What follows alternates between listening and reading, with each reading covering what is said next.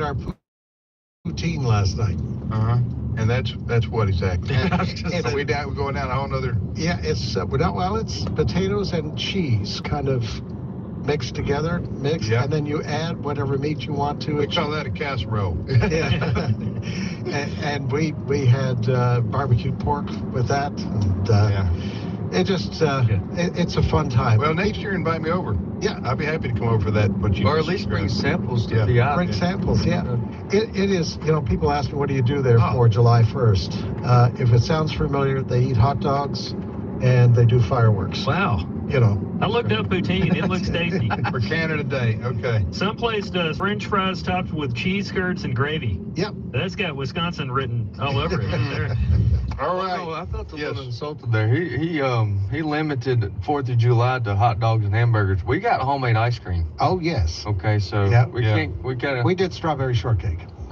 Yeah. Gotta one-up us. Okay. Hey, watermelon right out of the garden, too. There you go. I got some coming. Yeah. I have one. It's doing its thing out there. All right. So our first story today, Chris, is what? Well, weather has been a factor for about a day in the Mid-Atlantic region, Washington, D.C., parts of Pennsylvania, New Jersey, the surrounding D.C. area. Airports have been shut down. Yes. Travel has been a problem because of heavy rain, some flooding in areas. And it's still an issue today. Weather Channel has a story today saying Philadelphia area storms make travel troublesome. Well, what you got is a weather pattern, and that's going to dump 5 inches, they say, on Northern Virginia, Maryland, the greater Washington, D.C. area. And this also, the vote that's supposed to take place in the United States House of Representatives, I don't know, there was talk about it being possibly pushed back or delayed because there were congresspeople, men and women, who were unable to get back from their home districts to D.C. to vote yesterday, last night, and today. So, but if you think about that for a moment, it's one thing to get 5 inches over 5 days. But, and that's a lot in and of itself. Right.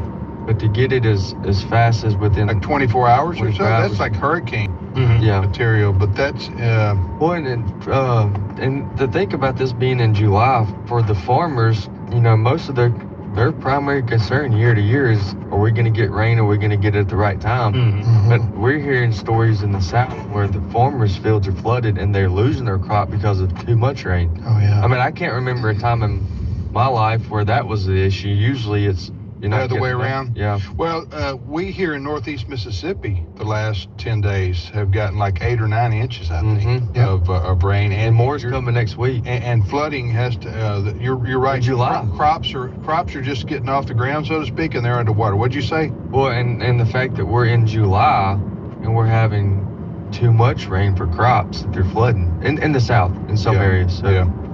Well, I think I read the other day where Mississippi, our home state, we normally get like 58 inches of rain annually, and it was already up to 40 or something like that. I mean, it's incredible the amount of rain. I can't tell you in my 43 years on this planet. And you have a great beard to prove it. Thank you. Rain is one of the reasons why I have a gray beard. I can't think of another summer in my life that it was this rainy. Where we live. Yeah. All right, you're listening to today's issues, but does anybody know anything on the vote for the big, beautiful bill? Well, according to a story Fred posted on AFN.net, which I did share on our Today's Issues Facebook page, Republican leaders in the House are sprinting toward a Wednesday vote today.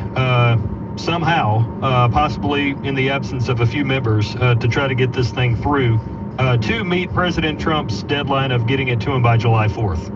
There was a procedural vote last night to put it out of committee, and now it goes to the floor. But you've got guys like Chip Roy and some of the others in the House, Republicans, who say this Senate version of the big, beautiful bill has so many changes.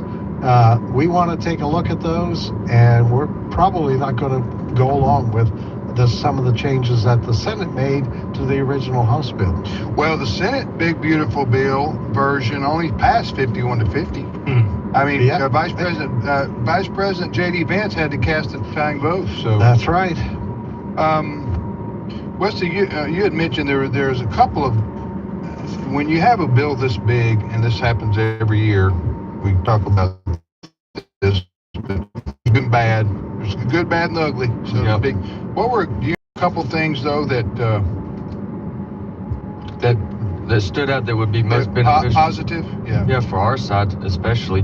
Well, one, you're going to get permanent as well. See, remember this, there's still a negotiation, okay? So it could change, but at the moment you're getting permanent funding, meaning until it's finished, for the border wall. Okay. So and the reason that would be a big deal the way it was, the way it's currently worded, is because when they're not going to be able to get the border done during the next 3 years, to my understanding. The border wall? Border wall. So if that's the case, in the event that a Democrat were to take office, they can't stop that. That's why that's more of a substantial part of the bill. The other one is, again, the way it was originally worded, the way it's currently worded, is it's going to defund and take taxpayer dollars away from these big abortion providers. And for like Planned Parenthood. Planned Parenthood is the most common example that's being used. And the reason that's a big deal is because for Christian conservatives, that's something we've tried for years. And when we had more momentum in years past, we still couldn't get that done. And so for this to even be on the table and make it this far should be something that's worth continually noting, even with any of the other small things that we may disagree with in there. So that's two for sure. Yeah. Fred, anything to add to that? Well, I think also if it doesn't pass, the American people are going to face a huge increase in income taxes. That's right. Remember, this is something that Trump brought in during his first administration. And just looking there, if this doesn't pass, the average American will see a 22% increase in their income taxes. So that is substantial. I mean, that's a big deal. So that's the big selling point for Republicans. Now, I can't see the House Republicans certainly fighting that, but there are other things, if this doesn't pass, not continuing this tax cut that Trump brought in during his first administration is going to hit every American really hard. It's $3,000 a family minimum. Yeah. Another thing, Dad, that I learned last night from listening to President Trump down there at the Florida Alcazar, Alligator Alcazar. Alligator Alcazar. Alligator Alcazar. That's not going to work. Alcatraz. Alcazar was a ruthless dictator. Was it really? Yeah, back in the Middle Ages. So it could not have been a worse. Anyway, Alligator Alcatraz, that's not the point. Your point is what President Trump said. Yeah, what he said is that, so Tom Hallman and his team and Pete Hegseth and his team, they have done a wonderful job and they had a wonderful plan of how to remove illegal immigrants, starting with those that have the most heinous criminal records. So they're doing a phenomenal job, but now we're at a point, they're going to keep doing what they're doing, but if you mathematically span it out during the next 3.5 years, even if they do the best they can, they don't have the resources to complete the task, so to speak. So in this new bill, big beautiful bill, one of the things in there is 3,000.